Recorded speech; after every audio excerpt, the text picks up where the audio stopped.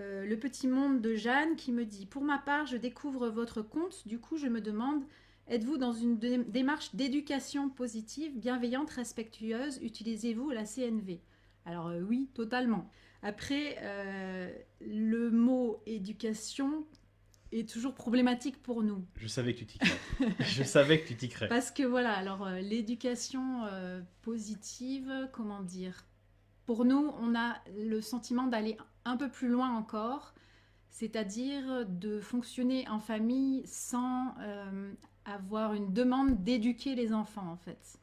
Voilà, donc notre but c'est d'arriver à cohabiter tous ensemble en respectant les besoins de chacun, le plus possible, trouver des solutions gagnant-gagnant pour fonctionner ensemble sans avoir d'attente de l'autre, enfin pas d'attente d'injonction envers l'autre, Hmm. de demande, d'ordre Hmm. envers l'autre. Dans mes métaphores que j'aime bien, c'est sans avoir envie qu'ils poussent droit. Vous mettez un tuteur pour les tomates pour qu'elles poussent droit. Ben, c'est à ça souvent que sert l'éducation, c'est que l'enfant pousse dans le sens qui, a priori, vous semble bon pour lui. Et ben, nous, on considère que l'enfant sait ce qui est bon pour lui et qu'on n'a pas à lui mettre un piquet pour qu'il pousse selon notre ligne verticale à nous. Il poussera dans le sens qu'il a envie. Donc je vais reprendre un peu les bases que j'explique dans mon livre, si les gens ne connaissent pas, qui nous rejoignent.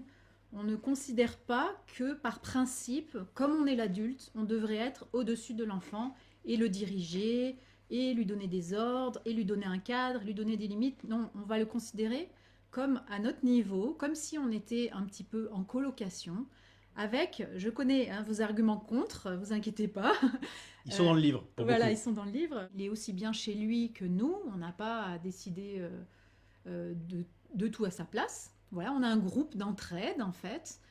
Et c'est pas parce qu'il n'a pas les mêmes compétences que les adultes que on ne doit pas le considérer comme égal en droit et en considération. Voilà. C'est pas qu'il est égal en compétences. Il y a des choses que l'enfant ne saura pas faire, que nous on sait faire, mais moi je ne suis pas égale en compétences avec Stéphane non plus. Il y a des choses qu'il sait faire que je ne sais pas faire. Et vice-versa. Voilà.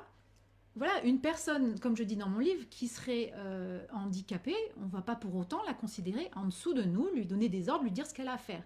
Donc on peut considérer l'enfant aussi comme quelqu'un finalement qui a sa propre vie, ses propres envies et qu'elles sont légitimes. Et que nous, on n'est pas censé savoir mieux que lui. Donc même s'il a chaud, s'il a froid, l'enfant est capable de faire son expérience et de comprendre que là j'ai chaud, là j'ai froid. Par contre, si on est inquiet qu'il attrape un rhume, on peut lui dire, voilà, moi je sens que j'ai froid, j'ai peur que tu aies froid aussi. Du coup, est-ce que tu veux bien mettre une veste? Est-ce que tu penses que tu as froid? Et là, l'enfant va dire non. Et ça se trouve, 2 minutes après, il va sentir qu'il a froid et la remettre tout seul. En fait, c'est très très dur de lâcher prise là-dessus, sur l'habitude qu'on a de se dire qu'en tant que parent, on sait mieux que l'enfant ce dont il a besoin. Et je sais, là, vous qui m'écoutez, que ça doit coincer à l'intérieur de vous. C'est super difficile de voir les choses autrement.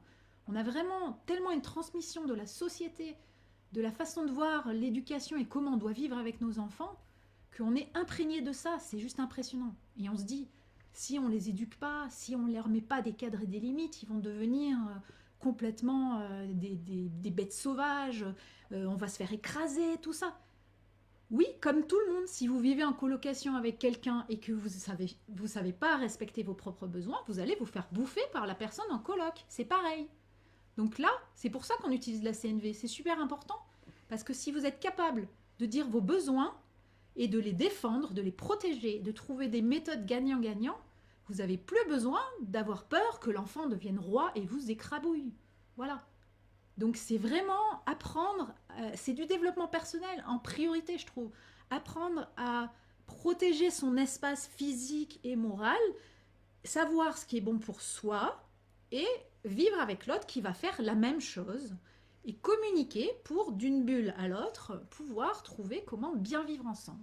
Donc c'est tout un programme, on ne peut pas vous en parler ce soir en détail, mais je l'explique de long en large dans mon livre. Je ne pensais pas faire la pub pour mon livre ce soir, d'habitude on fait un apéro, c'est juste pour parler de tous ces sujets. Dans mon livre, il y a un fil rouge, elle s'appelle Tantine Berthe, et elle a le rôle justement de donner tous les arguments contre ce qu'on pense nous.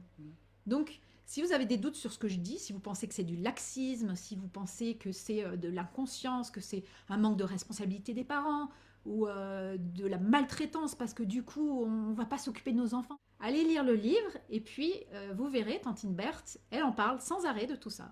Et je lui réponds en lui expliquant notre façon de voir et voilà. Donc ça peut être très intéressant si vous avez des doutes